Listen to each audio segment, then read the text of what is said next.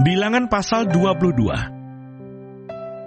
Kemudian berangkatlah orang Israel dan berkemah di dataran Moab, di daerah seberang sungai Yordan dekat Yeriko. Balak memanggil Bileam. Balak bin Sipor melihat segala yang dilakukan Israel kepada orang Amori. Maka sangat gentarlah orang Moab terhadap bangsa itu, karena jumlahnya banyak. Lalu muak dan takutlah orang Moab karena orang Israel. Lalu berkatalah orang Moab kepada para tua-tua Midian, tentu saja laskar besar itu akan membabat habis segala sesuatu yang di sekeliling kita, seperti lembu membabat habis tumbuh-tumbuhan hijau di padang. Adapun pada waktu itu, Balak bin Sipor menjadi raja Moab. Raja ini mengirim utusan kepada Bileam bin Beor ke Petor yang di tepi sungai Efrat, ke negeri teman-teman sebangsanya untuk memanggil dia dengan pesan, ketahuilah, ada suatu bangsa keluar dari Mesir, sungguh sampai tertutup permukaan bumi olehnya, dan mereka sedang berkemah di depanku. Karena itu datanglah dan kutuk bangsa itu bagiku, sebab mereka lebih kuat daripadaku. Mungkin aku sanggup mengalahkannya dan menghalaunya dari negeri ini, sebab aku tahu siapa yang kau berkati, dia beroleh berkat, dan siapa yang kau kutuk, dia kena kutuk. Lalu berangkatlah para tua-tua Moab dan para tua-tua Midian dengan membawa di tangannya upah penenung. Setelah mereka sampai kepada Bileam, disampaikanlah kepadanya pesan Balak. Lalu berkatalah Bileam kepada mereka, bermalamlah di sini pada malam ini, maka aku akan memberi jawab kepadamu sesuai dengan apa yang akan difirmankan Tuhan kepadaku. Maka tinggallah pemuka-pemuka Moab itu pada Bileam. Kemudian datanglah Allah kepada Bileam serta berfirman, siapakah orang-orang yang bersama-sama dengan engkau itu? Dan berkatalah Bileam kepada Allah, Balak bin Sipor, raja Moab, mengutus orang kepadaku dengan pesan, ketahuilah, ada bangsa yang keluar dari Mesir, dan permukaan bumi tertutup olehnya. Karena itu datanglah, serapahlah mereka bagiku. Mungkin aku akan sanggup berperang melawan mereka dan menghalau mereka. Lalu berfirmanlah Allah kepada Bileam, janganlah engkau pergi bersama-sama dengan mereka. Janganlah engkau mengutuk bangsa itu, sebab mereka telah diberkati. Bangunlah Bileam pada waktu pagi, lalu berkata kepada pemuka-pemuka Balak, pulanglah ke negerimu, sebab Tuhan tidak mengizinkan aku pergi bersama-sama dengan kamu. Lalu berangkatlah pemuka-pemuka Moab itu, dan setelah mereka sampai kepada Balak, berkatalah mereka, Bileam menolak datang bersama-sama dengan kami. Tetapi Balak mengutus pula pemuka-pemuka lebih banyak dan lebih terhormat dari yang pertama. Setelah mereka sampai kepada Bileam, berkatalah mereka kepadanya, beginilah kata Balak bin Sipor, janganlah biarkan dirimu terhalang-halang untuk datang kepadaku. Sebab aku akan memberi upahmu sangat banyak, dan apapun yang kau minta daripadaku, aku akan mengabulkannya. Datanglah dan serapahlah bangsa itu bagiku. Tetapi Bileam menjawab kepada pegawai-pegawai Balak, sekalipun Balak memberikan kepadaku emas dan perak seistana penuh, aku tidak akan sanggup berbuat sesuatu, yang kecil atau yang besar, yang melanggar titah Tuhan Allahku.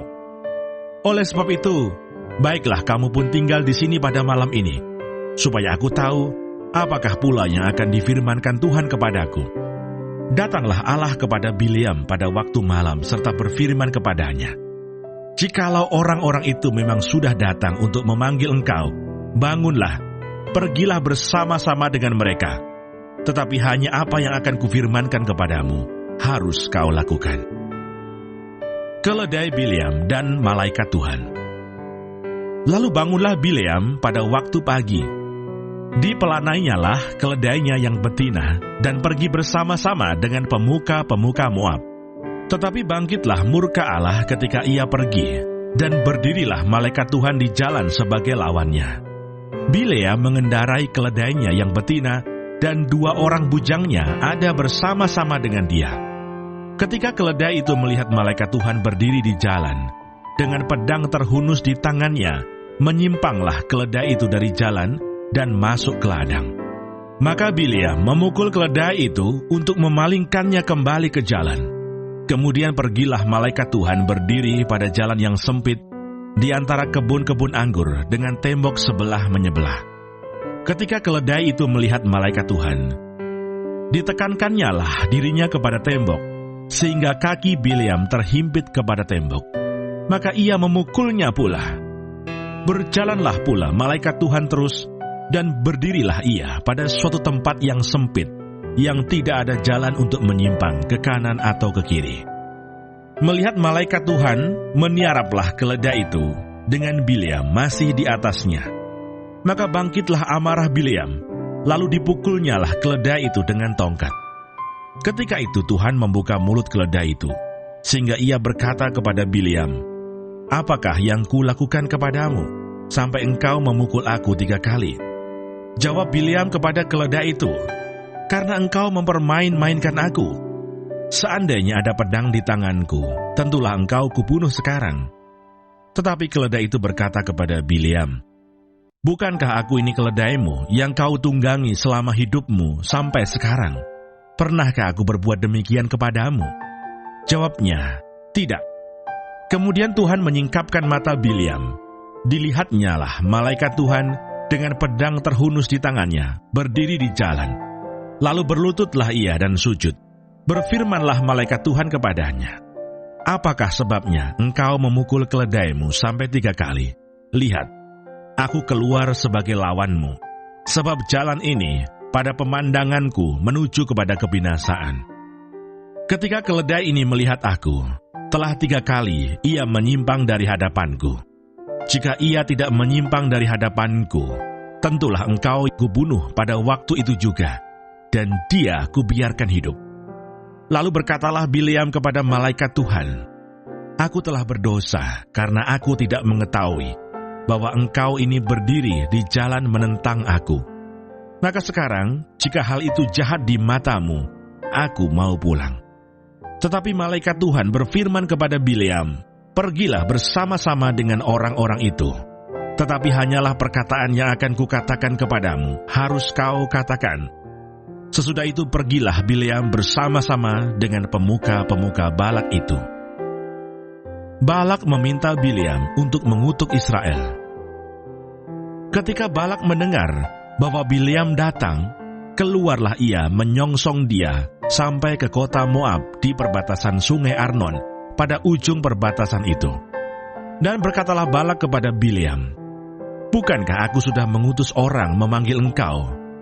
Mengapakah engkau tidak hendak datang kepada aku? Sungguhkah tidak sanggup aku memberi upahmu?" Tetapi berkatalah Bileam kepada Balak, "Ini aku sudah datang kepadamu sekarang, tetapi akan mungkinkah aku dapat mengatakan apa-apa? Perkataan yang akan ditaruh Allah ke dalam mulutku, itulah yang akan kukatakan." Lalu pergilah Bileam bersama-sama dengan Balak, dan sampailah mereka ke Kiryat Husot. Balak mengorbankan beberapa ekor lembu sapi dan kambing domba, dan mengirimkan sebagian kepada Bileam dan kepada pemuka-pemuka yang bersama-sama dengan dia. Keesokan harinya, Balak mengambil Bileam dan membawa dia mendaki Bukit Baal. Dari situ, dilihatnyalah bagian yang paling ujung dari bangsa Israel. Bilangan pasal 23.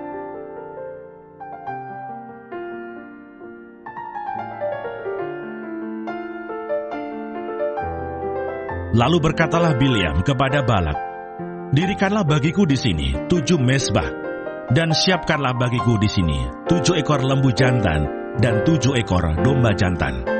Balak melakukan seperti yang dikatakan Bileam. Maka Balak dan Bileam mempersembahkan seekor lembu jantan dan seekor domba jantan di atas setiap mezbah itu. Sesudah itu berkatalah Bileam kepada Balak, "Berdirilah di samping korban bakaranmu, tetapi aku ini hendak pergi. Mungkin Tuhan akan datang menemui aku, dan perkataan apapun yang dinyatakannya kepadaku akan kuberitahukan kepadamu." Lalu pergilah ia ke atas sebuah bukit yang gundul. Bileam memberkati Israel.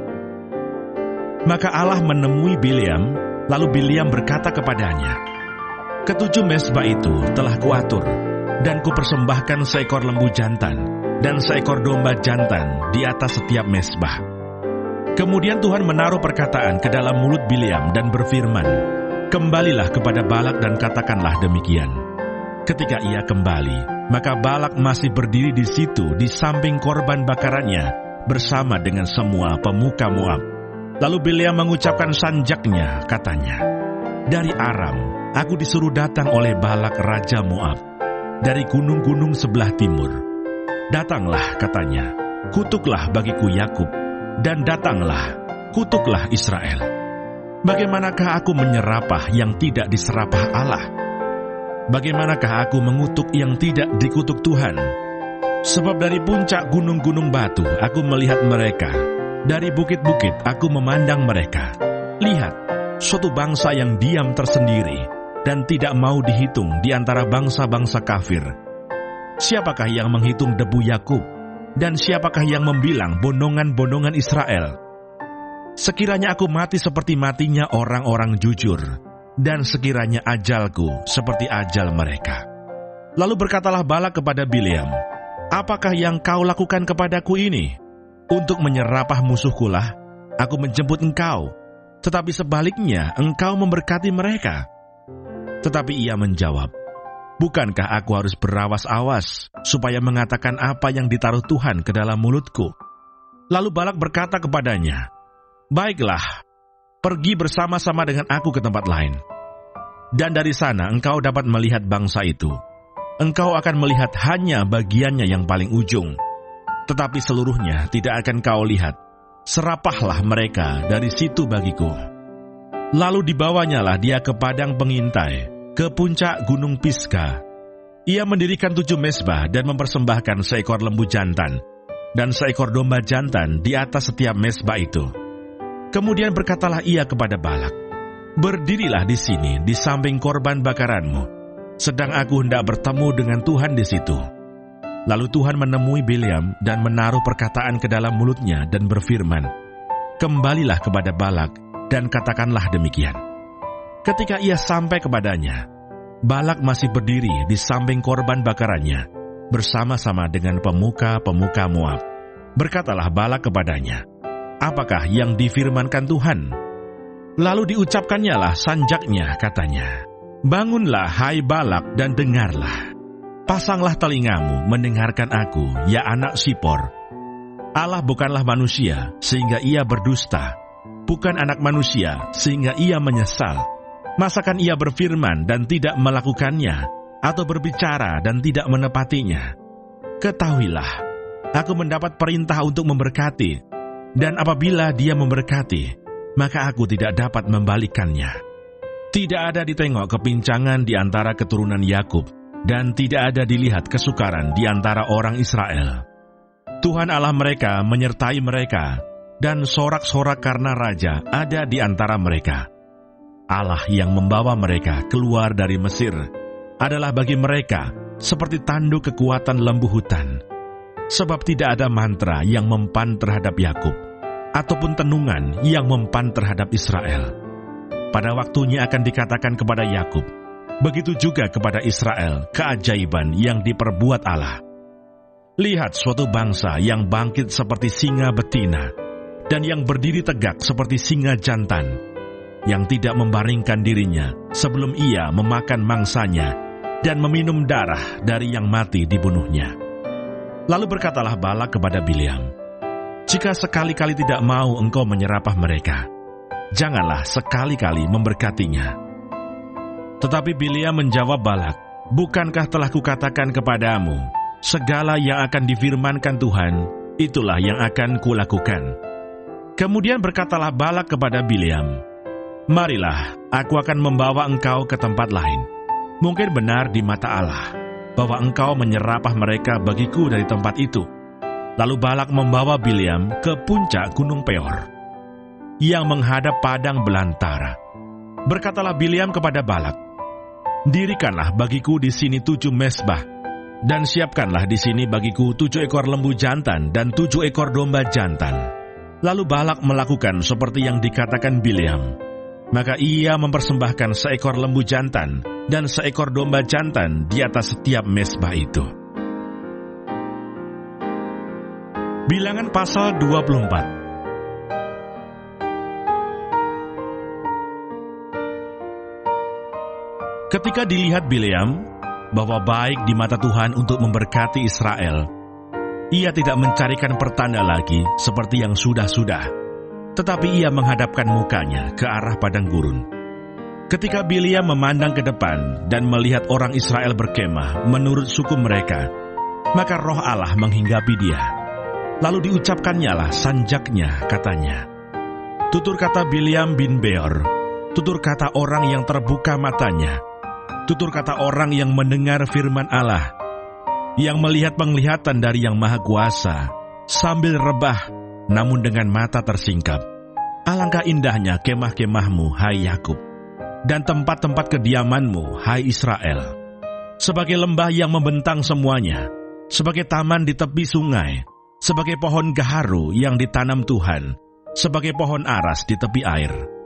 Air mengalir dari timbanya, dan benihnya mendapat air banyak-banyak. Rajanya akan naik tinggi melebihi Agag, dan kerajaannya akan dimuliakan. Allah yang membawa mereka keluar dari Mesir adalah bagi mereka seperti tandu kekuatan lembu hutan. Bangsa-bangsa yang menjadi lawannya akan ditelannya habis, dan tulang-tulang mereka akan dihancurkannya, dan akan ditembaknya tembus dengan panah-panahnya. Ia meniarap dan merebahkan diri sebagai singa jantan, dan sebagai singa betina, siapakah yang berani membangunkannya? Diberkatilah orang yang memberkati engkau, dan terkutuklah orang yang mengutuk engkau." Nubuat Bileam. Lalu bangkitlah amarah Balak terhadap Bileam, dan dengan meremas-remas jarinya, berkatalah ia kepada Bileam, "Untuk menyerapah musuhku, aku memanggil engkau, tetapi sebaliknya sampai 3 kali engkau memberkati mereka. Oleh sebab itu, nyahlah engkau ke tempat kediamanmu. Aku telah berkata kepadamu, aku telah bermaksud memberi banyak upah kepadamu, tetapi Tuhan telah mencegah engkau memperolehnya." Tetapi berkatalah Bileam kepada Balak, "Bukankah telah kukatakan juga kepada utusan-utusan yang kau kirim kepadaku, sekalipun Balak memberikan kepadaku emas dan perak seistana penuh, aku tidak akan sanggup melanggar titah Tuhan dengan berbuat baik atau jahat atas kemauanku sendiri. Apa yang akan difirmankan Tuhan, itulah yang akan kukatakan. Dan sekarang, aku ini sudah hendak pergi kepada bangsaku. Marilah kuberitahukan kepadamu apa yang akan dilakukan bangsa itu kepada bangsamu di kemudian hari." Lalu diucapkannya lah sanjaknya, katanya, "Tutur kata Bileam bin Beor, tutur kata orang yang terbuka matanya, tutur kata orang yang mendengar firman Allah, dan yang beroleh pengenalan akan Yang Maha Tinggi, yang melihat penglihatan dari Yang Maha Kuasa, sambil rebah, namun dengan mata tersingkap. Aku melihat dia, tetapi bukan sekarang. Aku memandang dia, tetapi bukan dari dekat. Bintang terbit dari Yakub, tongkat kerajaan timbul dari Israel, dan meremukkan pelipis-pelipis Moab, dan menghancurkan semua anak Set. Maka Edom akan menjadi tanah pendudukan, dan Seir akan menjadi tanah pendudukan musuh-musuhnya itu. Tetapi Israel akan melakukan perbuatan-perbuatan yang gagah perkasa, dan dari Yakub akan timbul seorang penguasa yang akan membinasakan orang-orang yang melarikan diri dari kota. Ketika ia melihat orang Amalek, diucapkannya lah sanjaknya, katanya, "Yang pertama di antara bangsa-bangsa ialah Amalek, tetapi akhirnya ia akan sampai kepada kebinasaan." Ketika ia melihat orang Keni, diucapkannya lah sanjaknya, katanya, "Kokoh tempat kediamanmu, tertaruh di atas bukit batu sarangmu. Namun orang Keni akan hapus. Berapa lama lagi, maka Asyur akan menawan engkau." Diucapkannya lah juga sanjaknya, katanya, "Celaka, siapakah yang akan hidup apabila Allah melakukan hal itu?" Tetapi kapal-kapal akan datang dari pantai orang Kitim. Mereka akan menindas Asyur dan menindas Heber. lalu ia pun juga akan sampai kepada kebinasaan. Lalu bersiaplah Bileam dan pulang ke tempat kediamannya, dan Balak pun pergilah juga. Bilangan pasal 25. Israel menyembah Baal Peor. Sementara Israel tinggal di Sitim, mulailah bangsa itu berzina dengan perempuan-perempuan Moab. Perempuan-perempuan ini mengajak bangsa itu ke korban sembelihan bagi Allah mereka. Lalu bangsa itu turut makan dari korban itu dan menyembah Allah orang-orang itu. Ketika Israel berpasangan dengan Baal Peor, bangkitlah murka Tuhan terhadap Israel. Lalu berfirmanlah Tuhan kepada Musa, "Tangkaplah semua orang yang mengepalai bangsa itu, dan gantunglah mereka di hadapan Tuhan di tempat terang, supaya murka Tuhan yang bernyala-nyala itu surut daripada Israel." Lalu berkatalah Musa kepada hakim-hakim Israel, "Baiklah, masing-masing kamu membunuh orang-orangnya yang telah berpasangan dengan Baal Peor." Kebetulan datanglah salah seorang Israel membawa seorang perempuan Midian kepada sanak saudaranya, dengan dilihat Musa dan segenap umat Israel yang sedang bertangis-tangisan di depan pintu kemah pertemuan. Ketika hal itu dilihat oleh Pinehas, anak Eleazar, anak Imam Harun, bangunlah ia dari tengah-tengah umat itu dan mengambil sebuah tombak di tangannya, mengejar orang Israel itu sampai ke ruang tengah dan menikam mereka berdua, yakni orang Israel dan perempuan itu pada perutnya. Maka berhentilah tulah itu menimpa orang Israel. Orang yang mati karena tulah itu ada 24.000 orang banyaknya. Tuhan berfirman kepada Musa, "Pinehas anak Eleazar, anak Imam Harun, telah menyurutkan murkaku daripada orang Israel. Oleh karena ia begitu giat membela kehormatanku di tengah-tengah mereka, sehingga tidaklah kuhabisi orang Israel dalam cemburuku. Sebab itu katakanlah, sesungguhnya aku berikan kepadanya perjanjian keselamatan yang daripadaku, untuk menjadi perjanjian mengenai keimaman selama-lamanya bagi dia dan bagi keturunannya, karena ia telah begitu giat membela Allahnya dan telah mengadakan pendamaian bagi orang Israel." Nama orang Israel yang mati terbunuh bersama-sama dengan perempuan Midian itu ialah Zimri bin Salu, pemimpin salah satu puak orang Simeon. Dan nama perempuan Midian yang mati terbunuh itu ialah Kosbi binti Sur. Sur itu adalah seorang kepala kaum, yaitu puak di Midian. Kemudian berfirmanlah Tuhan kepada Musa, "Lawanlah orang Midian itu dan tewaskanlah mereka, sebab mereka telah melawan kamu dengan daya upaya yang dirancang mereka terhadap kamu dalam hal Peor dan dalam hal Kosbi, saudara mereka, yakni anak perempuan seorang pemimpin Midian. Kosbi itu mati terbunuh pada waktu turunnya tulah karena Peor itu.